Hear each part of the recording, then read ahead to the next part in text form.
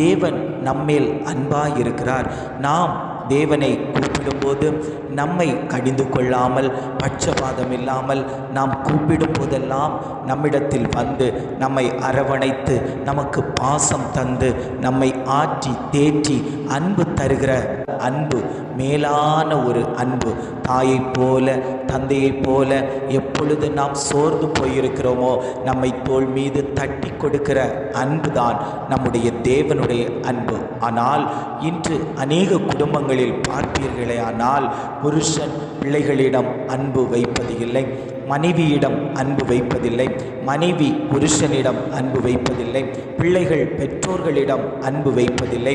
ஏதோ ஒரு காரணத்துக்காக அவர்கள் தங்களை விலக்கி கொண்டு வேறு வழியில் பாதி மாறி சென்று கொண்டிருக்கிறார்கள். இன்றைக்கு அன்பு குறைந்து காணப்பட்டு கொண்டிருக்கிறது. அக்கிரமம் மிகுதியினால் அன்பு